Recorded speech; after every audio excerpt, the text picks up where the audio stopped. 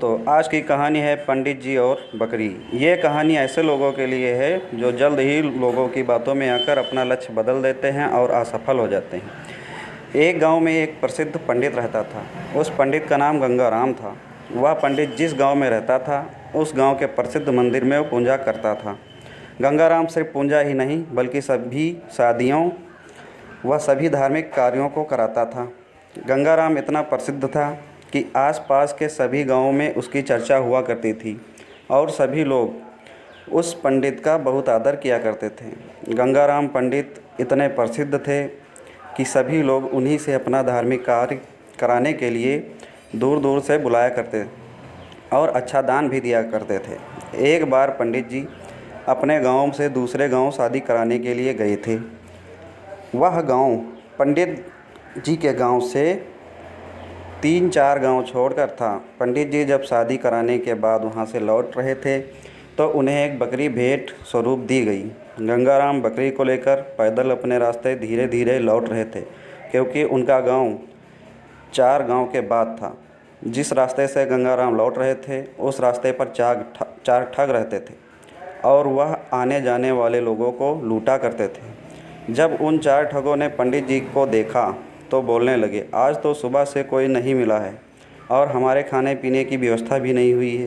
चलो आज हम इस पंडित को ही लूट लेते हैं और इनसे ये बकरी चुरा लेते हैं। किंतु उनमें से एक ठग बोलता है, अगर पंडित जी को हमने मारा तो सारे गांव वाले हमें छोड़ेंगे नहीं और हमें बहुत पाप लगेगा।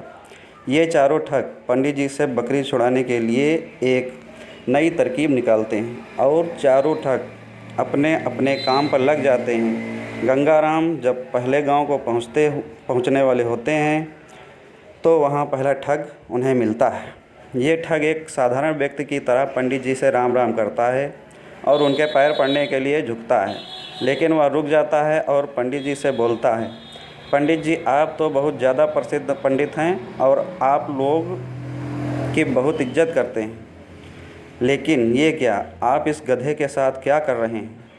पहले ठग की बात सुनकर पंडित जी गुस्सा हो जाते हैं और बोलते हैं, अरे मूर्ख, ये गधा नहीं ये बकरी है बकरी। लेकिन वह ठग पंडित जी से कहता है कि ये बकरी नहीं गधा है, आपको किसी ने बेवकूफ़ बनाया है। पंडित जी फिर गुस्से से कहते हैं कि तू ही मूर्ख है, यह गधा नहीं बकरी है। और इतना बोलकर पंडित जी आगे निकल जाते हैं। पंडित जी आगे तो निकल गए, लेकिन इस घटना की वजह से पंडित जी के दिमाग में एक हल्का सा भ्रम हो गया। धीरे धीरे पंडित जी आगे बढ़ ही रहे थे और दूसरे गांव पहुंचने वाले ही थे कि उन्हें वहां दूसरा ठग मिला, जो कि बिल्कुल साधारण व्यक्ति की तरह वहां खड़ा था। वो दूसरा ठग पंडित जी से राम राम करता है और उनके पैर पड़ने के लिए झुकता है, लेकिन वह भी पहले ठग की तरह रुक जाता है। पंडित जी उस दूसरे ठग को ऐसे रोकते हुए देखकर पूछते हैं, क्या हुआ, रुक क्यों गए। तो वह बोलता है, पंडित जी आप इस गधे को साथ लेकर क्यों घूम रहे हो, इससे आप खंडित हो जाओगे और लोग आपके बारे में क्या सोचेंगे।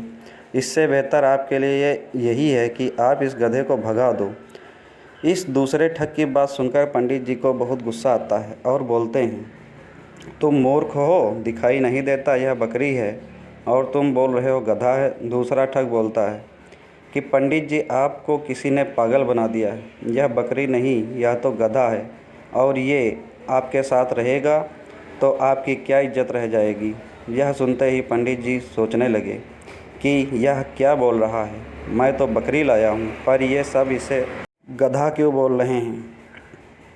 कहीं मैं सच में गधे को तो लेकर नहीं घूम रहा हूँ। अब पंडित जी सोच में पड़ जाते हैं और वो ठग वहाँ से चला जाता है और पंडित जी भी आगे बढ़ने लगते हैं। पंडित जी के दिमाग में अभी भी यही बात चल रही थी कि ये बकरी है या गधा। जब पंडित जी तीसरे गांव में पहुँचने वाले होते हैं तो उन्हें वहाँ तीसरा ठग मिलता है और वो भी पंडित जी से राम राम करता है और पैर पड़ने के लिए झुकता है, लेकिन रुक जाता है और पंडित जी पूछते हैं, क्या हुआ। तो वह ठग पंडित जी से बोलता है, पंडित जी बाकी सब तो ठीक है, आप इस गधे को साथ में लेकर क्यों घूम रहे हो। तीसरे ठग की बात सुनकर पंडित जी कहते हैं कि मैं इस गधे को गांव के बाहर छोड़ने जा रहा हूं। मुझे रास्ते में दयनीय हालत में मिला था और पंडित जी वहाँ से निकल जाते हैं। यह 3 ठगों की बात सुनकर पंडित जी का विश्वास खुद से उठ जाता है और उन्हें लगता है कि लोग सही बोल रहे हैं और मैं गलत हूँ, लेकिन फिर सोचते हैं कि मैं सही हूँ। इसी तरह उनका विश्वास खुद पर से गिरने लगता है और सोचते हैं कि मैं अपने गांव पहुंचने वाला हूं। अगर ये बकरी नहीं हुई और गधा हुआ तो लोग मेरे बारे में क्या सोचेंगे।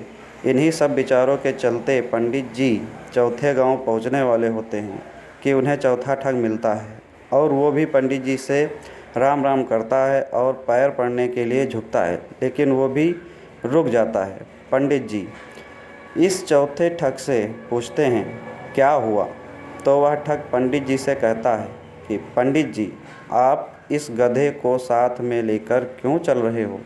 पंडित जी इस चौथे ठग से कहते हैं कि इस गधे को गांव के बाहर छोड़ने वाला ही था। तो वह ठग बोलता है कि पंडित जी यह गधा आपको शोभा नहीं देता, लोग आपके बारे में क्या सोचेंगे, आप इसे मुझे दे दीजिए, मैं इसे बाहर छोड़ आऊँगा। इसी के साथ पंडित जी अपने आप पर विश्वास को खो देते हैं और उस बकरी को गधा समझकर उस ठग को दे देते हैं और अपनी बकरी को छोड़कर आ जाते हैं। उन चारों ठगों की बात तरकीब काम कर जाती है और वह पंडित जी से बकरी छुड़ा लेते हैं और उसे बेचकर पैसा कमा लेते हैं। सीख, हमें खुद पर विश्वास रखना चाहिए। दूसरा व्यक्ति क्या कह रहा है उससे हमें कोई फ़र्क नहीं पड़ना चाहिए, क्योंकि रास्ता भटकाने वाले बहुत मिलेंगे। इस कहानी में भी वही हुआ है। अगर पंडित जी को खुद पर विश्वास होता कि हाँ ये बकरी ही है, तो वह अपनी बकरी को ठगों को नहीं देते। इसी तरह हमें भी अपने ऊपर विश्वास रखना होगा। उम्मीद है आप लोगों को यह कहानी पसंद आई होगी। अगर पसंद आई है तो चैनल को सब्सक्राइब ज़रूर करिएगा। तो मिलते हैं फिर अगली कहानी में, तब तक के लिए नमस्कार।